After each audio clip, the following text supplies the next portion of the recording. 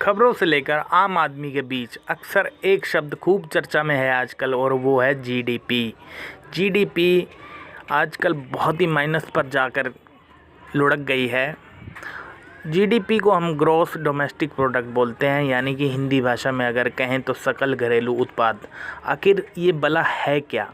इसी को हम इस वीडियो में बहुत ही सरल भाषा में आपको समझाने का प्रयास करेंगे। दोस्तों नमस्कार, मेरा नाम है जय किशन और आप देखना शुरू कर चुके हैं कंज्यूमर हेल्प डेस्क। जीडीपी को समझ लीजिए आसान भाषा में कि जीडीपी आखिर होती क्या है। जीडीपी किसी खास अवधि के दौरान वस्तु और सेवाओं के उत्पादन की कुल कीमत है। भारत में जीडीपी की गणना हर तीसरे महीने यानी तिमाही आधार पर होती है। ध्यान देने वाली बात यह है कि उत्पादन या सेवाएं देश के भीतर ही होनी चाहिए। ये थी जीडीपी की परिभाषा। इसको ज़रा हम आम भाषा में समझ लेंगे, लेकिन उसको समझने से पहले हमें ये पता चलना चाहिए कि जीडीपी के गिरने से आखिर होता क्या है।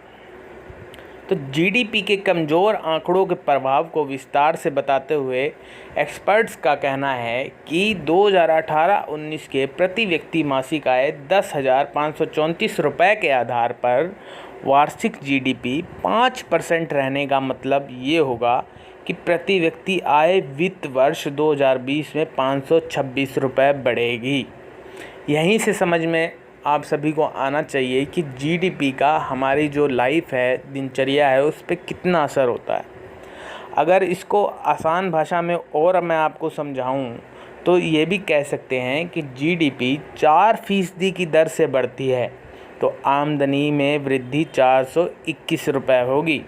इसका मतलब ये है कि विकास दर में 1% की कमी से प्रति व्यक्ति की औसत मासिक आमदनी 105 रुपये कम हो जाएगी। दूसरे शब्दों में अगर मैं आपको समझाना चाहूँ तो ऐसे भी कह सकते हैं कि यदि वार्षिक जीडीपी दर 5 से गिरकर 4% होती है तो प्रति माह आमदनी 105 रुपये कम होगी, यानी एक व्यक्ति को सालाना 1260 रुपये कम मिलेंगे। अर्थव्यवस्था में और अधिक असमानता होगी। अमीरों के मुकाबले गरीबों पर इसका अधिक असर हो सकता है। आगे एक्सपर्ट यह कहते हैं कि गरीबी रेखा के नीचे रहने वाले लोगों की संख्या बढ़ सकती है। जीडीपी में गिरावट से रोजगार दर में भी कमी आएगी। तो आप लोग समझ लीजिए, जो गरीब तबके के लोग हैं, जिन्हें जीडीपी के बारे में नहीं पता, सरकार गुमराह करती है कि भाई जीडीपी कुछ नहीं है, सब नॉर्मल चल रहा है, तो उन्हें यह समझना चाहिए कि उन जीडीपी गिरने से उनकी ज़िंदगी में कितना असर पड़ेगा। अब आगे हम बात कर लेते हैं कि जीडीपी किस आधार पर तय होती है।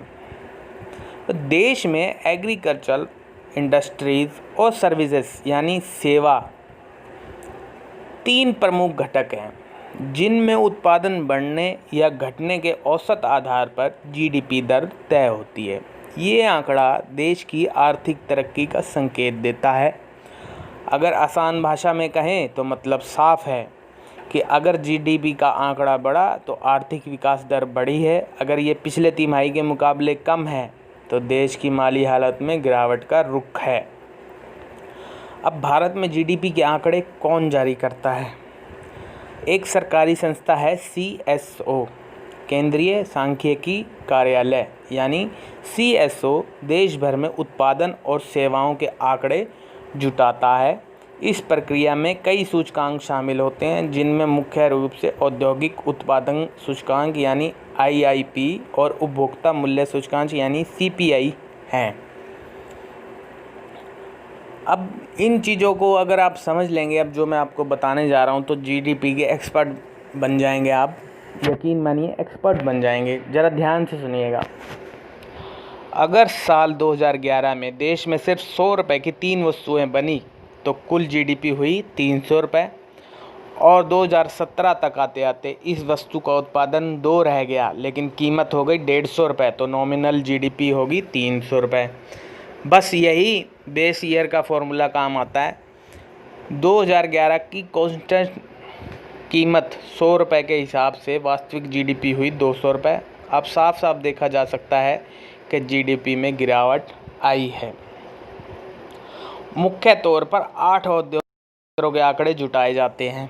ये हैं 8 जो औद्योगिक क्षेत्र हैं, वो ये हैं: कृषि, खनन, मैन्युफैक्चरिंग, बिजली, कंस्ट्रक्शन, व्यापार, रक्षा और अन्य सेवाएं। इसी तरह CSO विभिन्न केंद्रीय और राज्य एजेंसियों के समन्वय स्थापित कर आंकड़े इकट्ठे करता है। मसलन थोक मूल्य सूचकांक यानी WPI और उपभोक्ता मूल्य सूचकांक यानी CPI की गणना के लिए मैन्युफैक्चरिंग, कृषि उत्पाद के आंकड़े उपभोक्ता मामलों का मंत्रालय जुटाता है। इसी तरह IIP के आंकड़े वाणिज्य और उद्योग मंत्रालय के तहत आने वाले विभाग जुटाता है। CSO इन सभी आंकड़ों को इकट्ठा करता है, फिर गणना करता है और GDP के आंकड़े जारी कर देता है। आशा करता हूँ आप GDP के बारे में समझ में आ गया होगा। अगर आपको कहीं पर डाउट लगता है आप कमेंट में क्लियर कर सकते हैं, और इस वीडियो को रिवाइंड करके दोबारा देखेंगे और ध्यान से सुनेंगे तो आपको समझ में आ जाएगा। ठीक है दोस्तों, नमस्कार। अगले वीडियो में मिलेंगे एक नई जानकारी के साथ।